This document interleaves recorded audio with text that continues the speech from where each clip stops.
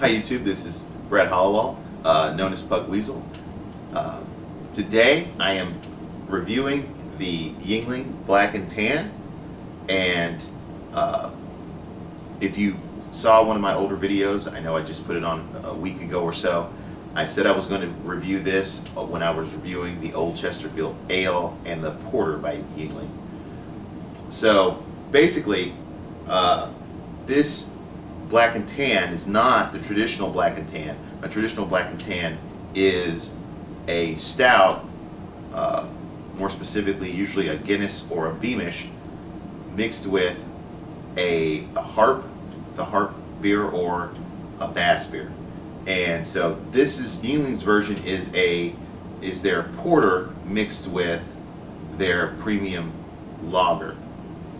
So usually, just to give you some information, it's the first time I've done this. Beer Advocate gives this beer a rating of 75. It is 4.7% by volume of alcohol by volume, and I'm not really big on the ratings. I'm just kind of a regular guy. I'm not a beer connoisseur, nor am I a brewer of any kind. So I'm just a regular guy who likes beer, and so I'm just going to give you my opinion on it. I do like to tell people when is the best time to drink a certain kind of beer, like if it's a winter beer or summer beer or a spring or fall beer. I also like to tell people what I think what food I think it would go well with. So let's give it a try.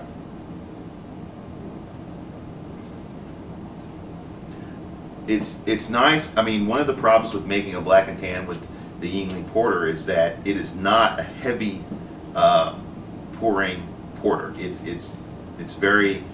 consistency doesn't seem as thick as the average porter, and so you're really not cutting down the heavier beer by putting a lighter beer in it, because the Yuengling Porter is not that heavy. But it's got a decent flavor.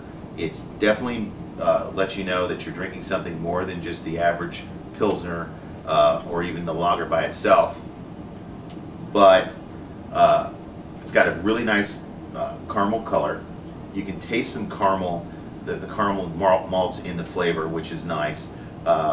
There's not much of an aftertaste, which, for some people that is important. A lot of people don't like aftertaste.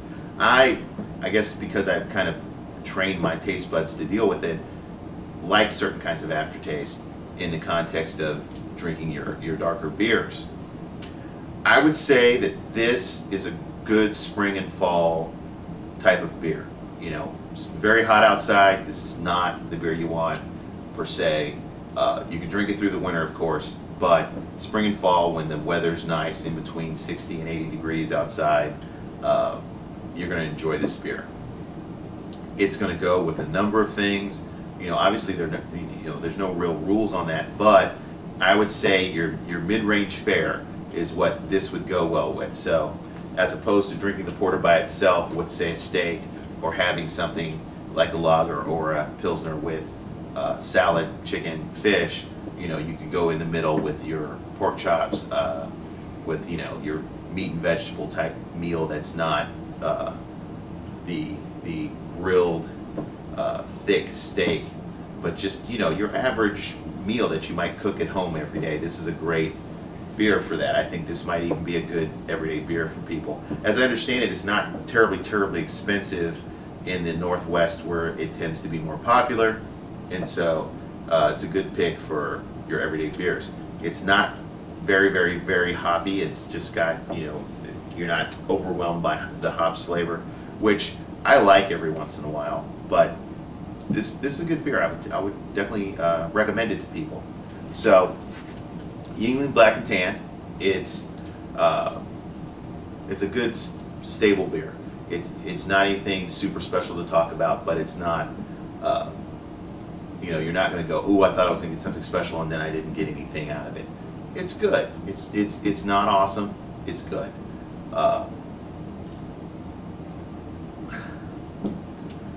So I guess I'd give a recommendation. I'm not going to give you a rating of my own. I'm just not into that. It's basically just giving you my opinion. I hope you enjoy the video. I hope you go out and get some if you have the ability to do that. this is not a beer that they sell here in my local area, which is in Lawrence, Kansas, and so I won't be having it for a while, but I like it. All right, so as I always do, give you information about my other YouTube channel, which is the Black Guy White Guy Show. It's a podcast, and we have some videos, but you can find our podcast at www.blackguywhiteguy.com. You can find us on iTunes, just punch in the Black Guy White Guy Show. You can find us on Facebook if you just punch in the Black Guy White Guy Show. And we hope you tune into that. It's liberal politics from a Midwestern perspective. We are pro-Second Amendment, despite the fact being liberal. So we're a little different, but check that out, okay?